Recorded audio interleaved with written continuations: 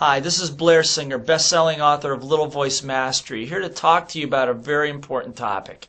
The topic is the word context. You know, when I teach people to teach and when I'm teaching sales or team or leadership or whatever it is, a lot of people are very anxious. What's the content? If I got $10,000, what do I do with it? I have a situation with my partner. What do I do? And I say, look, slow down.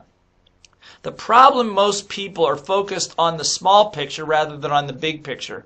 One of the things I learned a long time ago, actually Robert Kiyosaki is a very dear friend of mine, both learned this from a fellow by the name of Dr. Buckminster Fuller, who said, you got to be a generalist. You have to look at the context or the environment that you're operating in and understand that, master that, before you go to the content. Bucky used to say, environment is always stronger than will. So what that means is, who is in your environment? What is your environment like? Are you hanging around people that want you to be happy, healthy, strong, and beautiful? Or are you looking for people that are trying to make you like them?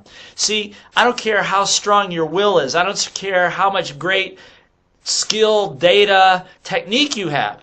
It's not going to help you if you're constantly being brought down by other people or you're in a suppressive, abusive environment.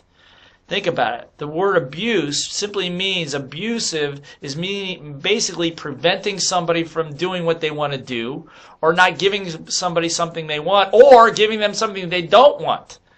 That's abuse. So look in your environment, the context of where you live. Who are the thoughts? Who are the thoughts that are surrounding you? Whose thoughts are those? Because I can tell you that in my life, I have found that the biggest changes that I'm able to make are not so much when I learn a new technique, a new sales technique. It's when I radically shift my environment and start hanging around people that are in a position where I want to go to. You want to be a great investor? Hang around with great investors. Don't hang around with people that are afraid to invest their money. That's going to stop you and prevent you from being who you want to be. Context, always more important than the content. Another example of this is this. As a business owner or as an entrepreneur, you walk in to work with your team.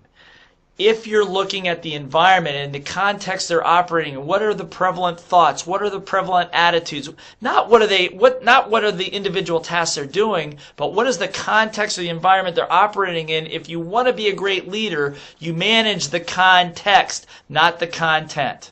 The problem is most people's context, my own context, or whatever I'm able to perceive, for sometimes is too small for the big game that I want to play. If you want to play a big game, then you got to take your little context and expand it much bigger. Be open to more ideas. Be open to change. Be willing to be coached. Most important of all, to be receptive to taking feedback. I find that the biggest thing that stops most people in their context that keeps them small is they don't like feedback unless it's positive. Now, I don't like it either. I mean, sometimes it can be very uncomfortable, but I subject myself to it routinely. Why? Not because I like it, it's because I want to get bigger. People ask me, well, why do you go to Mac Newton, my fitness coach, and you go see him at macnewton.com. But he pushes me harder than ever. It's painful. It hurts. Why do I go? Because it's comfortable? No, because he will help me find another gear. The question is, in your context, in your environment, who is there to help you find another gear? And it may be the person that may be giving you some feedback you don't like hearing.